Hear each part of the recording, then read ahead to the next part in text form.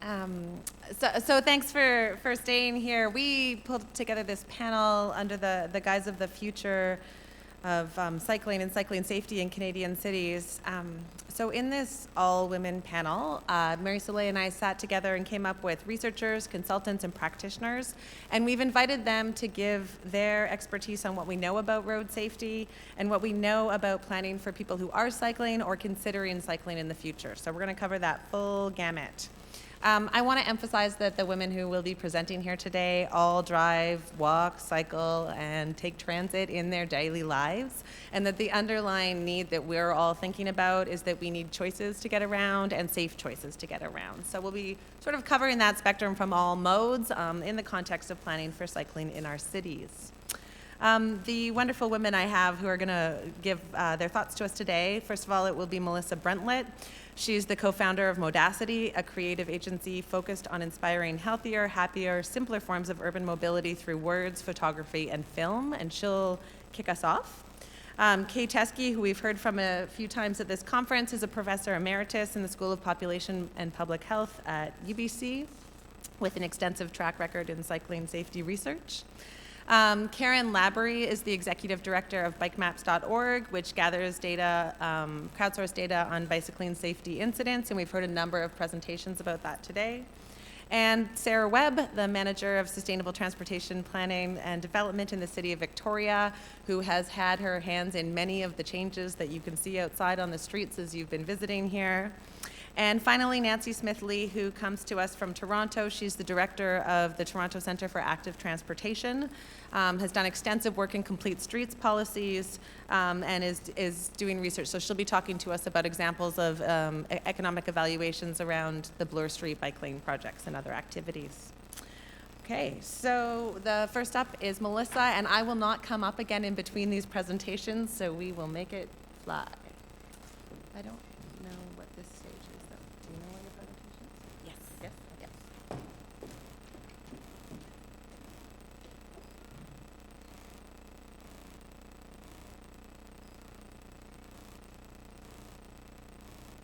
All right.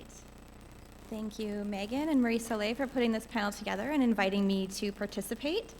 As Megan said, I am the co-founder of Modacity, and we're based in Vancouver, but have been doing work across Canada, North America, and throughout the globe, really looking at how we represent cycling in the images that we use, whether that's in media, film, what have you. And we became an organization because we saw a definitive lack in representation of normal cycling. So where I come from, this is me. I've been riding my bike since as long as I can remember. This is 1985 in my community in Ottawa. And I mean, since those training wheels came off, I've been riding with my family to school, and I kept riding all the way well into university when I was in Toronto. Skip to today, and this is probably how you'll see me riding around Vancouver. I did take a couple years off when I started my family after we moved here. But when we sold our family car in 2010, riding a bike became just a regular part of my everyday, and it's how I get around. It's my form of transportation and part of why I'm here today in terms of talking about transportation cycling. So what is transportation cycling? We throw that term around. The way we define it at Modacity, and how most cyclists would hopefully start to define it, is using a bike for your everyday transportation tool, not solely for recreation. And it's something to get you from point A to point B. Bikes are great for training for the Grand Fondo, riding down a mountain triathlon, but that's not transportation cycling, that's sports cycling.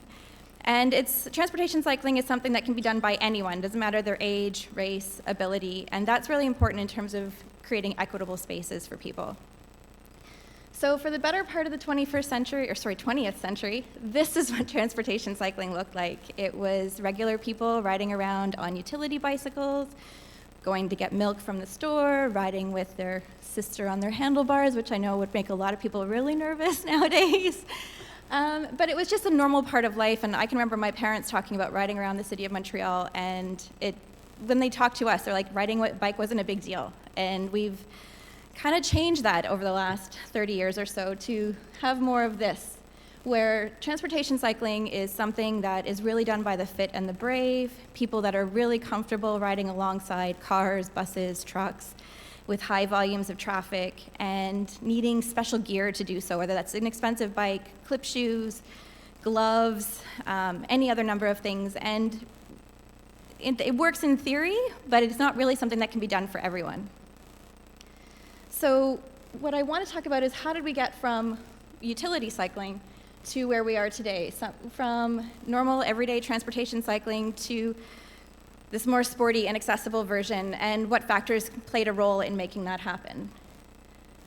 And first is that we bought the suburban dream hook, line, and sinker. As we moved our homes further and further away from our city centers, we basically made it so that cycling to the store for that jug of milk was a little more inaccessible, possibly impossible, depending on how far away you lived. And at the same time, to make those trips easy while we were in cars, we widened our streets and dedicated more and more of our space to the movement and storage of private automobiles. At the same time, marketers started making bikes look more like toys than utility. So we basically took the function out and made them more for fun. And so that's great because we can go to the seaside and ride along the seawall in Vancouver or here in Victoria or wherever you're coming from, but it becomes less about using it as a transportation mode. And so as we've gone over the years from, say, the 70s to now, seeing people riding around on their bikes on the streets was less and less common.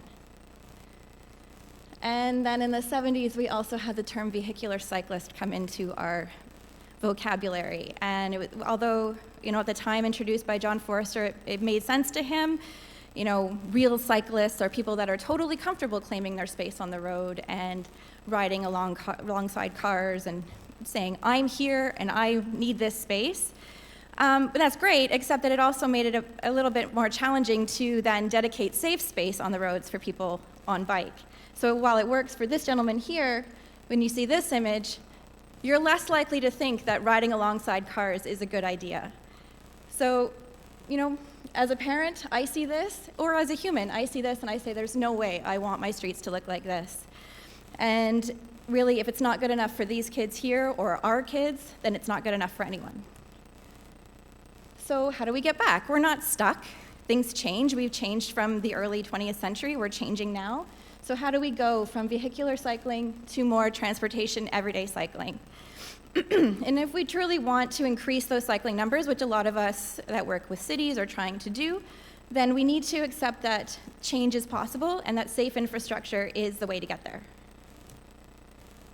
So one of those ways is by building a network for everyone. We need to understand that paint and sharrows does not a safety barrier make, and that we need to be investing in more of the separated cycling infrastructure that's starting to be built throughout our cities. And then we also need to recognize when that road space that we've dedicated to sharing with cars maybe doesn't need to be shared anymore. So this little stretch here on the bottom left-hand side is part of Adirondack Cycle Track in Vancouver, and in the last year they recognized, or 2 years, that it needed to be handed over to cars, and life has gone on. So these changes are happening throughout North America. This is Montreal, and Montreal arguably has been doing it a lot longer than most of us in Canada. And they've been developing safe cycling infrastructure that has created what I would argue is one of the best cycling cultures in Canada, where everybody of any age and ability is now riding around on their bikes, and it's a really comfortable place to just travel through the city, and it's viable for anyone, whether they're going to school, business, shopping, what have you. In Vancouver, we spent the last 10 years slowly changing our city, and those changes have enabled my family to live without a car and cycle safely. So we've been doing it now since our son was just over a year old. He's now 9 and knows the streets very well, knows where it's safe, because we've created and built that safe infrastructure for them. And it's still happening. Arguably, we'd like it to happen a little faster.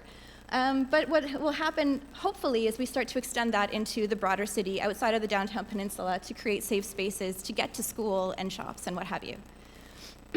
In Calgary, they've more recently been jumping on the bike bandwagon, so to speak, with the building of the Peace Bridge to create that connection from the other side of the river into the downtown peninsula. Then they have also, or downtown area, sorry, they've created that safe area to get there, and their downtown cycle track network has just built on that to create safe spaces for anyone to ride, and they are seeing proof in that with their numbers increasing year on year. And then even here in Victoria, while we're still a little bit newer, there is a lot of investment happening in what is known as Canada's cycling city. So as we see more infrastructure opening up, Pandora, Fort Street most recently, which, I mean, congratulations on the celebration on the 28th, it looked great. We're seeing more and more people ride, and it's not just the vehicular cyclists that are joining our streets. It's children, it's families, it's older people, and that's important. And one thing we have to make sure to note is the role that bike share plays in making that happen. So we are seeing bike share become more and more common throughout Canada, and it really is leveling the playing field because you don't have to own a bike to be able to ride through your city. And with bike share, coupled with safe infrastructure, you'll see those numbers grow and grow. So Big C has been phenomenally successful in terms of the number of rides in Montreal. We've got Capital Bike Share in DC that's doing great, and even in Vancouver, our own Mobi Bike Share is increasing every year. So for cycling to be viable for everyone, we need to build it so everyone can use it, whether it's children, families with wide cargo bikes, or seniors, because we really want, as our aging population grows and grows, we need to make sure that we're providing them a way to stay mobile well into their twilight years. But we also need to make sure it's equitable so that people of limited mobility, whether they are in specialized chairs, adaptive bikes, can use the facilities we're designing because their mobility is just as important as the fit adult. And it's also important to understand that with that proper investment, we can realize situations like this. So a lot of us in the cycling community dream of North America becoming like the Dutch or the Danish. And while some people will say it's not possible, it is. We're slowly getting there in some of our cities, and it's through that investment so that we can achieve visions of grandmas cycling with their grandchildren and families cycling together, or in the bottom, having strips of our cities where 30,000 cyclists pass it each day as a viable transportation option. So that's just the introduction of transportation cycling. A little plug, I do have a book that my partner and I wrote that will be coming out on August 28th that looks at that Dutch example and also North American examples of where transportation cycling is starting to take hold. So thank you.